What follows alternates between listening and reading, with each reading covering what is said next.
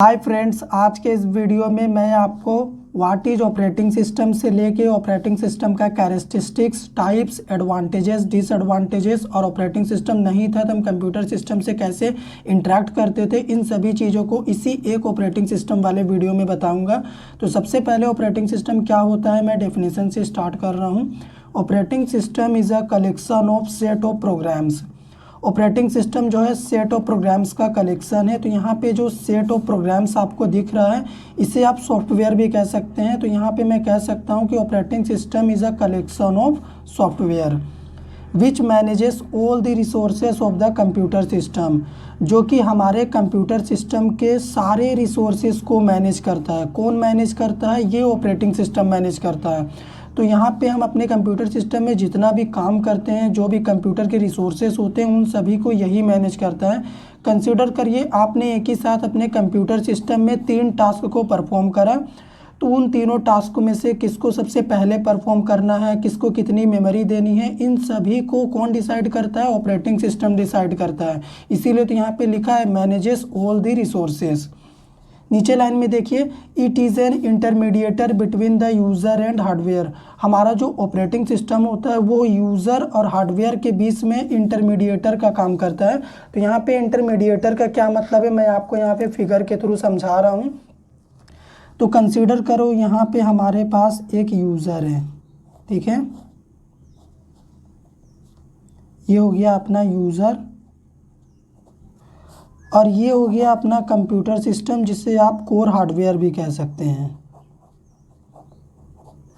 अब इस यूज़र को इस कंप्यूटर सिस्टम से इंटरेक्ट करना है तो ये कैसे करेगा? क्योंकि इसको तो हाई लेवल लैंग्वेज आता है और ये कंप्यूटर सिस्टम को मशीन लेवल लैंग्वेज आता है, यानी लो लेवल लैंग्वेज। तो ये इससे इंटरेक्ट नहीं कर सकता। तो जब ऑपरेटिंग सिस्टम नहीं था तो इस यूज़र को क्या करना पड़ता था? इंटरेक्ट करने के लिए लंबे लंबे कमांड्स याद करने पड़ते थे, जो कि लो लेवल में होते थे, यानी मशीन लेवल लैंग्वेज में होते थे, इसको समझने के लिए, जो इसको समझ में आता था। तो उन कमांड्स को इस यूज़र के लिए याद करना काफ़ी मुश्किल होता था। तो इससे इंटरेक्ट वो काफ़ी कम कर पाता था और ना के बराबर होता था इंटरेक्शन। लेकिन जब हमारा ऑपरेटिंग सिस्टम आ गया तो ऑपरेटिंग सिस्टम के आने से क्या हो गया कि ऑपरेटिंग सिस्टम आप भी जानते हो हमें GUI स्क्रीन प्रोवाइड करता है, जहाँ पे आप एक क्लिक में फाइल क्रिएट कर सकते हो, फोल्डर बना सकते हो, किसी भी काम को बहुत ही आसानी से कर सकते हो। तो ये ऑपरेटिंग सिस्टम का एडवांटेज है। तो इंटरमीडिएटर का काम ये कैसे कर रहा कि अभी आपको जो भी काम करना होता है कोई भी कंप्यूटर सिस्टम में जाके उससे यूज़ कर सकता है, इंटरेक्ट कर सकता है इस ऑपरेटिंग सिस्टम की वजह से। बस इसका इतना ही काम है कि ये यूज़र को हेल्प करता है कंप्यूटर सिस्टम में काम करने के लिए।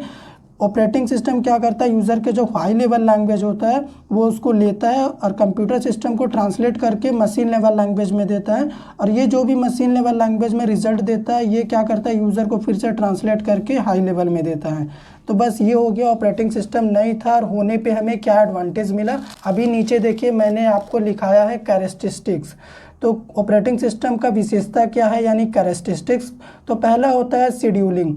शेड्यूलिंग का यहाँ पे क्या मतलब होता है कि ऑपरेटिंग सिस्टम के पास शेड्यूलिंग का मैकेनिज्म होता है। मतलब आप मान लीजिए आप बहुत सारे टास्क को अपने सिस्टम में परफॉर्म करा रहे हैं, तो किस टास्क को कैसे शेड्यूल करना है, कैसे मैनेज करना है, किसको पहले करना है, कितनी मेमोरी देनी है, इन सभी में शेड्यूलिंग डिसाइड करता है, ठीक है, इन सभी टास्क को। सेकेंड है characteristics memory management. Memory management operating system ही डिसाइड करता है मेमोरी को कैसे मैनेज करना है। थर्ड देखिए सिक्योरिटी। ऑपरेटिंग सिस्टम हमें कुछ सिक्योरिटी भी प्रोवाइड करता है, जैसा आप अपने सिस्टम में चाहे तो पासवर्ड भी लगा सकते हैं। कोई फाइल फोल्डर क्रिएट किए हैं तो आप उसमें भी सिक्योरिटी लगा सकते हो। तो वो कौन प्रोवाइड करता है? ऑपरेटिंग सिस्टम प्रोवाइड करता है। फोर्थ में हमने लिखा है इंटरेक्ट विथ डिफरेंट सॉफ्टवेयर। हमारा जो ऑपरेटिंग सिस्टम है वो अलग अलग सॉफ्टवेयर के साथ इंटरेक्ट हो जाता है। मान लीजिए आपको कुछ काम करना है, आप कोई सॉफ्टवेयर इंस्टॉल करना चाहते हैं, तो आप हमारे ऑपरेटिंग सिस्टम का यूज़ करके उस सॉफ्टवेयर को अपने सिस्टम में इंस्टॉल करके यूज़ कर सकते हैं। तो ऑपरेटिंग सिस्टम बहुत जल्दी इंटरेक्ट कर लेता है उस सॉफ्टवेयर के साथ जिसे आपने इंस्टॉल करा। फिफ्थ नंबर पे है डिवाइस मैनेजमेंट। डिवाइस को भी यही मैनेज करता है, ऑपरेटिंग सिस्टम भी कैसे हैंडल करना है, हार्डवेयर सॉफ्टवेयर इन सभी को यही मैनेज करता है। फाइल मैनेजमेंट, फाइल को भी यही मैनेज करता है। तो ये सभी चीज़ें हो गई अपना कैरेक्टरिस्टिक्स ऑपरेटिंग सिस्टम का। इसमें अभी एरर डिटेक्टिंग भी आता है, इन सभी के जैसे और भी हैं, पर ये बेसिक होता है।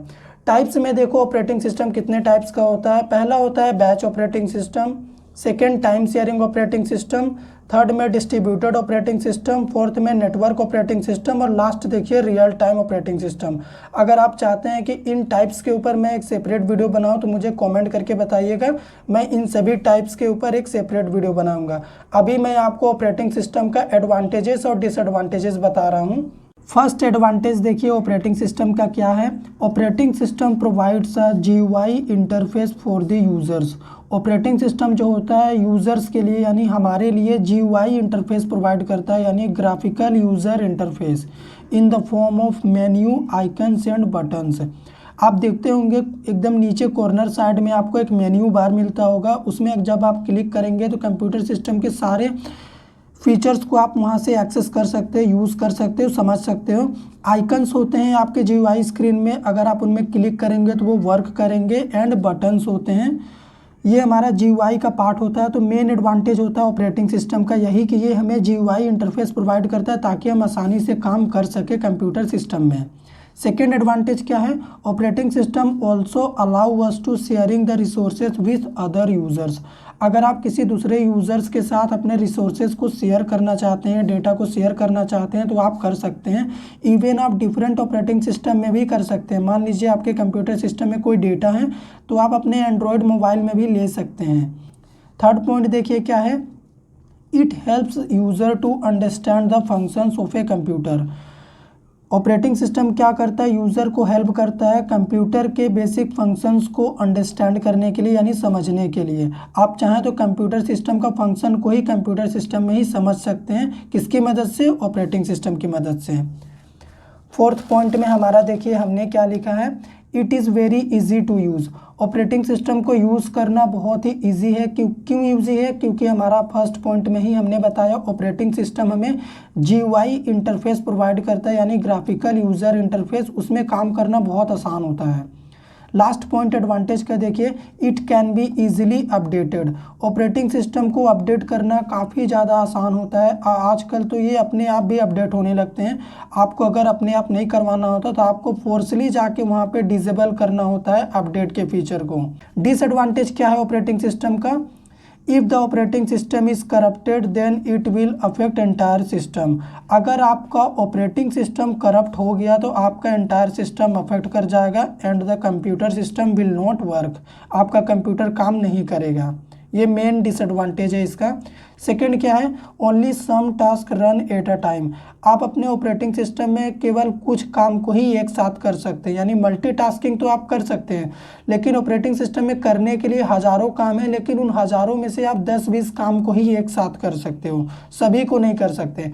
तो इस वीडियो में मैंने आपको बताया कि ऑपरेटिंग सिस्टम क्या होता है, उसका फीचर्स क्या है, कैरेक्टरिस्टिक्स, एडवांटेजेस, डिसएडवांटेजेस। अगर आपको वीडियो सच में पसंद आया हो, अच्छा लगा हो तो हमारे वीडियो को लाइक करिए, शेयर करिए, चैनल पे नए हैं सब्सक्राइब कर दीजिए।